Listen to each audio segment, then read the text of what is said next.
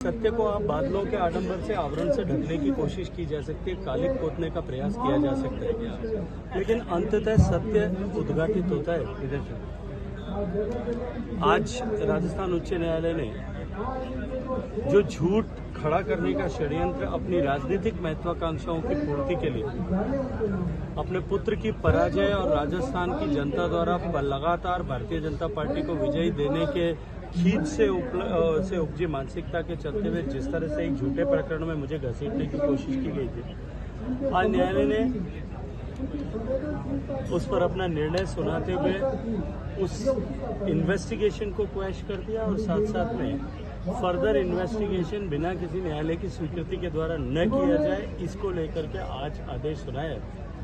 एक बार फिर सत्य जीता है और ऐसी कुत्सित मानसिकता किसी व्यक्ति के चरित्र हनन करने का प्रयास जिस तरह से किया गया, उसके उन लोगों के मुंह पर आज न्यायालय के आज उच्च न्यायालय जोधपुर में गजेंद्र सिंह जी की याचिका लगी हुई थी। पिछली तारीख पे हाईकोर्ट ने ये आदेश दिया था एजी साहब को कि इतने साल से 2019 में ये एफआईआर दर्ज हुई, उसके बाद 4 या 5 बार चालान पेश हुआ। गजेंद्र सिंह जी की कोई संलिप्तता, ना तो उनका नाम एफआईआर में था,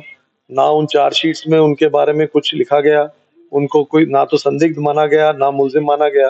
तो इसमें उनका जो भी इन्वेस्टिगेशन अब तक हुई है, उस इन्वेस्टिगेशन में उनका जो रिजल्ट है वो रिजल्ट आप पेश करें अगली तारीख पे। उसके लिए आज लगा हुआ था मुकदमा और एजी साहब ने आज अपनी रिपोर्ट पेश की और उसमें कहा कि गहन अनुसंधान के बाद हमने उन गजेंद्र सिंह जी की कोई संलिप्तता इस मुकदमे में नहीं पाई है और क्योंकि कोई संलिप्तता नहीं पाई गई इसलिए फिर वो याचिका हमारी ये कहते हुए निस्तारित कर दी गई कि इनको अगर एसओजी मुल्जिम ही नहीं मानती है तो उन परिस्थितियों में फिर याचिका जो है वो निस्तारित करनी आवश्यक हो जाती है। उन्होंने ये कहते हुए निस्तारित कर दी कि जो फैक्चुअल रिपोर्ट पेश की है एसओजी ने वो रिकॉर्ड कर ली जाती है और उसमें उनकी कोई संलिप्तता नहीं पाई जाने के कारण याचिका निस्तारित कर दी गई। ये भी कहा गया कि अग्रिम अनुसंधान अगर भविष्य में किया जाए तो वो अनुसंधान धारा 193 सबसेक्शन 9 प्रोवाइजो जो बीएनएसएस का आया है उसमें ये लिखा हुआ है स्पष्ट कि अग्रिम अनुसंधान अगर ट्रायल शुरू हो जाता है तो उसमें कंसर्न ट्रायल कोर्ट की परमिशन के बिना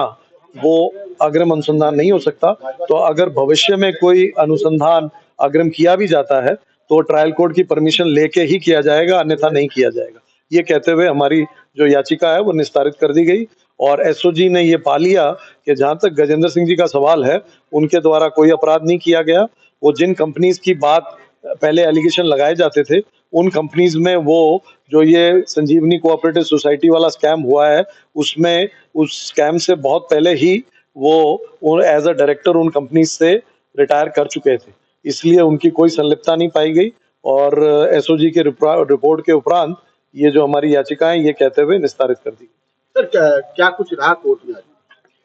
कोर्ट में आज मुकदमा लगा हुआ था, हमारी याचिका लगी हुई थी जिसमें एसओजी के जो एजी साहब पेश हो रहे थे उनको पिछली तारीख पे ये कहा गया था कि आप अपनी रिपोर्ट लेके आए कि 5 साल से अनुसंधान चल रहा है, क्या इनके